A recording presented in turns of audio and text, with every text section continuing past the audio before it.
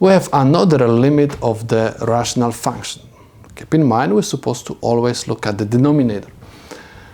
We have x minus 25. If you are going to replace x by 25, you will have 25 minus 25 is 0. We said we do not want to have 0 in the denominator. So what we're supposed to do, we're supposed to look at the numerator and check if we can find a way to reduce uncomfortable denominator. What we can do over here, we can multiply the numerator and denominator by the conjugate of the numerator. And let's take a look what we are going to have. I have square root of x plus 5 over square root of x plus 5. Look at the numerators. We have nothing else, just the difference of two squares. What I mean by that? I have formula which says a squared minus b squared equals a minus b, a plus b. Okay, so this is my a minus b and this is my a plus b. I can rewrite my problem as limit x is approaching 25, and in the numerator I can write a squared, we said square root of x is my a,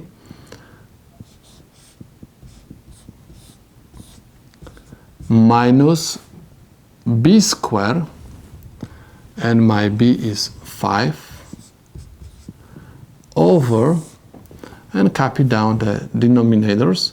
I have x minus 25 times square root of x plus 5. I have limit x approaches 25, square of square root, I'm going to have x minus 5 to the second power is 25 over x minus 25 times square root of x plus 5. X minus 25 and x minus 25 will cancel out. And we will have limit with x approaching to 25, 1 over square root of x plus 5. Again, we got fraction. We're supposed to replace x by 25. And if you are going to replace x by 25, you are going to have square root of 25 is 5 plus 5 is not going to give me 0. That's why I can simply replace this x by 25 and I will get my answer.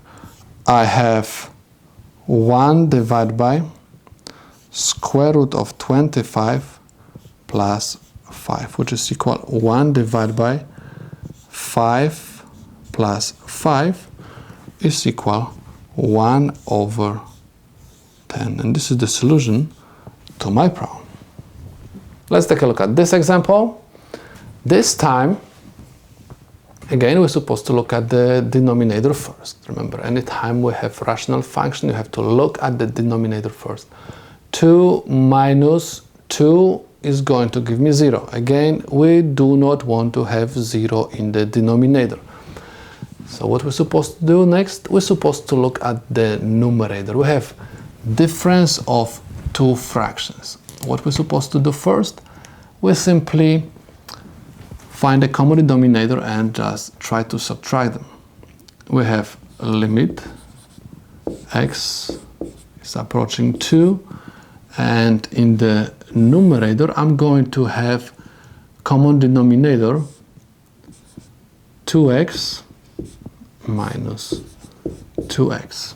In the numerator of the first fraction I'm going to have x, and in the numerator of the second fraction I'm going to have 2. And in the denominator I'm going to have 2 minus x. And continue, limit x is approaching 2. Perform the subtraction. We have x minus 2 over 2x over 2 minus x. Keep in mind that anytime we divide fractions, okay, because this time we are going to divide fractions, I'm going to convert denominator to fraction also by writing 2 minus x over 1. We're supposed to change division to the multiplication and switch the denominator with the numerator of the second fraction. Okay, so I'm going to have limit with x approaching 2, and I'm going to rewrite this as x minus 2 over 2x times 1 over, and at the same moment I'm going to factorize negative sign. When I'm going to factorize negative sign, I will explain you, because I want to have x at the first position, because I have x first over here. And please notice I have x minus 2 and x minus 2. X minus 2 and x minus 2 will cancel out, and in the denominator I'm going to have negative 1. So what I'm going to have, limit numerator multiplied by numerator, denominator by the denominator. I have 1 over negative 2x. If you are going to replace this x by 2, you are not going to end up with 0. That's why you can do this substitution, and you will get the answer 1 over negative 2 times 2.